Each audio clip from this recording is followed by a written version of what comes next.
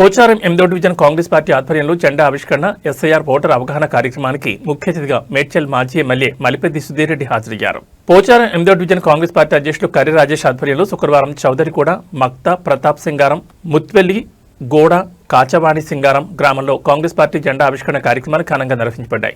ఈ సందర్భంగా కర్రి రాజేష్ మాట్లాడుతూ కాంగ్రెస్ పార్టీ సిద్ధాంతాలు, సంక్షేమ పథకాలను ప్రతి ఇంటికి చేరవేయడం ప్రతి కార్యకర్త బాధ్యతని పేర్కొన్నారు. పార్టీ బలోపేతానికి కార్యకర్తలంతా ఐకమత్యంతో అంకితభావంతో పనిచేయాలని పిలుపునిచ్చారు.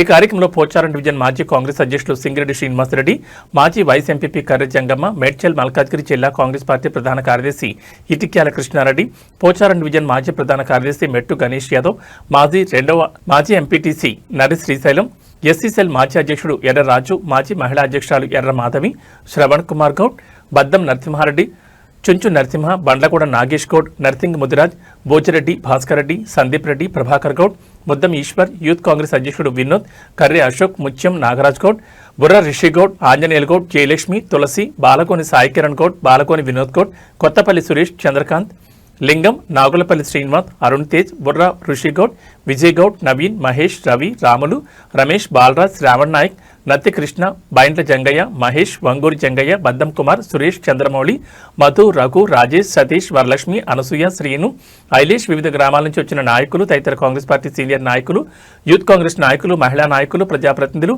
బిఎల్ఏలు, పార్టీ కార్యకర్తలు మరియు పెద్ద సంఖ్యలో స్థానిక ప్రజలు పాల్గొన్నారు. సూర్యాపేట జిల్లా తొంగతుర్తి మండలం బండరామారం జెడ్పీహెచ్ఎస్ పాఠశాల హెచ్ఎం హకీం ను సస్పెండ్ చేశారు డీఈఓ. నాయకులు ఈ రోజు మేము ఎట్లా తిరిగినామో ఆ రోజు కూడా మీ సమస్యలకు మీ దళితులు పర్యటించి తప్పకుండా పనులు చేస్తామని చెప్పి కూడా మీ అందరికీ తెలియజేస్తా ఉన్నాము.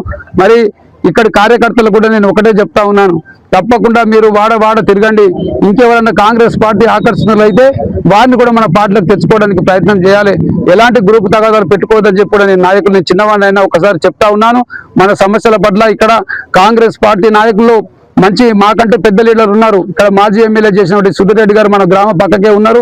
అదేవిధంగా 4 పక్కకు ఉన్నటువంటి వజ్రేష్ యాదవ్ గారు మనకు జిల్లా అధ్యక్షులు అయినారు. కాబట్టి మన అదృష్టంగా భావిస్తున్నాం. ఎడమకు కొడుకుకి ఎక్కడున్నా మనకి 2 పెద్ద నాయకులు ఉన్నారు. వాళ్ళు కనుక ఈ యొక్క డెవలప్ చేసుకోకపోతే రేపు పొద్దుగాల వాళ్ళు ఎమ్మెల్యేలు కారు. కాబట్టి వాళ్ళు ఖచ్చితంగా మనల్ని పట్టించుకుంటారు. కానీ మనం కూడా సమస్యను మనమంతా ఒక ఐక్యంగా ఉండి ఈ సమస్యను తీసుకొని పోవాలి. అమ్మాయినా అడిగితే అమ్మ అన్నం పెట్టదు అన్నట్టు మనం కూడా వాళ్ళ దగ్గరికి తీసుకుపోయి అయ్యా మా ఊర్లోకి ఈ సమస్యలు ఉన్నాయి తీర్చినాక మీ ఓటు అనేది మీ నిర్ణయానికి అప్పుడు మీరు ఆలోచన చేసుకోరు. ఎవరు మనకు సమస్యలు తీర్చారు, ఎవరు మనకు ముందుండి నడిపించారో వాళ్ళకు ఓట్లు వేయండి. కాబట్టి దయచేసి ఇప్పుడు ఒకటే డివిజన్గా ఎలక్షన్ ఉంటుంది. ఎవరికి ఇచ్చినా వాళ్ళని మనం గెలిపించేది అనేది అది ఎలక్షన్ల అప్పుడు మాట. ఇప్పుడు మనం సమస్యలు వినడానికే వచ్చినాం. పార్టీ జెండాను మా కార్యకర్తలందరినీ ఒకటి చేసి ఇక సమస్యల మీద పోరాటం చేయడానికి నిర్ణయం తీసుకున్నాం. కాబట్టి మీరు ఎవరు ఆధైర్య పడొద్దు. ప్రజలకు కూడా ఎలాంటి సమస్య ఉన్నా మేము ముంగటుండి తీరుస్తాం. మా నాయకులందరూ కూడా కలసికట్టుగా ఉన్నారని చెప్పడానికి ఇది ఒక నిదర్శనం అని చెప్పి కూడా మీ అందరికీ తెలియజేస్తా ఉండు. ఈ అవకాశం ఇచ్చినటువంటి పెద్దలందరికీ ఇక్కడ జెండా ఏర్పాటు చేసిన నాగేష్ అన్నకు ప్రత్యేకంగా నేను ధన్యవాదాలు చెప్తా ఉన్నాను. జై కాంగ్రెస్. అది తప్పు. వాళ్ళు చేసింది ఏమని ఉంటే అభివృద్ధి చెప్పమను. ఆ ఇతర గెలిపిస్తే ఈరోజు పత్తా లేదు. ఓట్లప్పుడు ప్రెస్టేజ్కి పోతున్నాం తప్ప మనకు అభివృద్ధి ఎట్లయితుంది ఏం చేసామని చూస్తలేము. సరే జరిగిపోయింది. కాంగ్రెస్ పార్టీ అధికారంలో ఉన్నప్పుడు ఈరోజు మనం పనులు చేయాలి, మేము ఒప్పుకుంటున్నాం.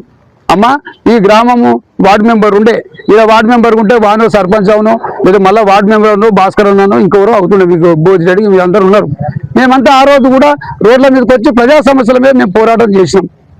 టీఆర్ఎస్ వాళ్ళకి తప్పు, వీళ్ళంతా ఇట్లా దోసుక తింటారు అని మేము అన్నాం. కానీ ఆ రోజు మేము అనుకున్నాం ప్రజలంతా మా వైపు ఉన్నారు, మమ్మల్ని గెలిపిస్తారు.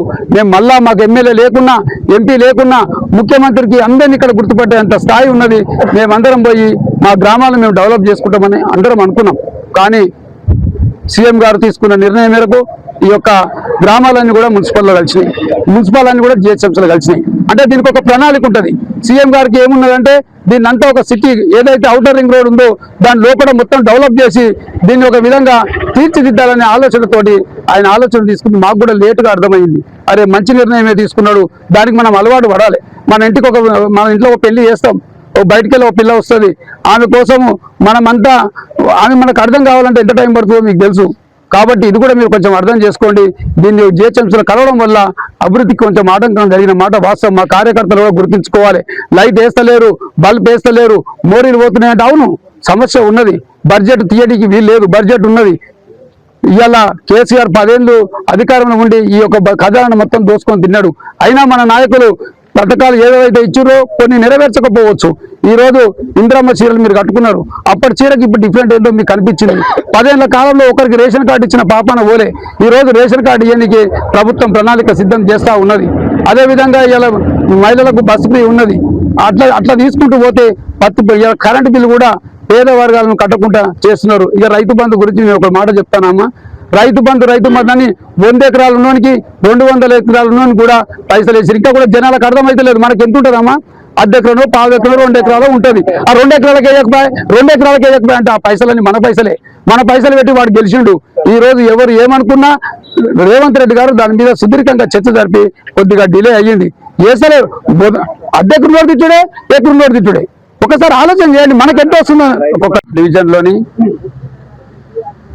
ప్రతాప్ సింగరం గ్రామంలో కాంగ్రెస్ పార్టీ జెండా ఆవిష్కరణ కార్యక్రమానికి ముఖ్య అతిథిగా విచ్చేసినటువంటి పెద్దలు మల్లిపెద్ది సుధీరెడ్డి అన్న గారు, మాజీ శాసనసభ్యులు, అదేవిధంగా ఈ యొక్క గ్రామ మాజీ ఉప సర్పంచులు, మాజీ ఎంపీటీసీలు, మండల నాయకులు, వివిధ గ్రామాల మాజీ ప్రజాప్రతినిధులు, కాంగ్రెస్ పార్టీ కార్యకర్తలు, యువజన కాంగ్రెస్ మహిళా సోదరులందరికీ, పత్రికా సోదరులందరికీ కూడా నా హృదయపూర్వకంగా కృతజ్ఞతలు తెలియజేస్తా ఉన్నాను.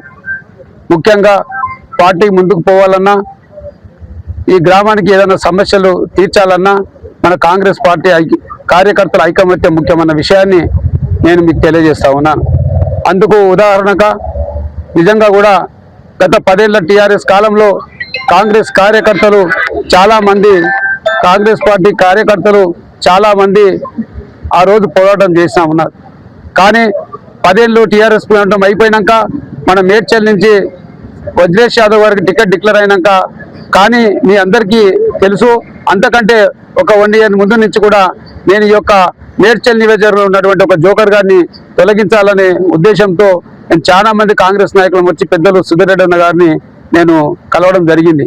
అన్న మీరు పార్టీలకు రావాలి, మన మేడ్చల్ నియోజకవర్గం చాలా పేరు ప్రతిష్టలు ఉన్నాయి, ఇక్కడ నుంచి గవర్నమెంట్ మనకు వస్తుంది, ఇక్కడ ఎమ్మెల్యే గెలిచిన వారు మంత్రి అవుతారు, ఇదంతా ప్రాంతం అంతా కూడా అభివృద్ధి చెందుతుందని అని చెప్పి నేను ఉత్తుత మాటలు చెప్పట్లేదు. నేను అన్నగారితో చాలా క్లిష్టంగా నేను చాలా మంది మా యొక్క మేడ్చల్ నియోజకవర్గంలో పెద్ద నాయకులను అంటే మండల్ ప్రెసిడెంట్లను తీసుకొని దాదాపు 14 మంది ఉంటే నేను 12 మందితో వచ్చి నేను అన్నతో మాట్లాడినా.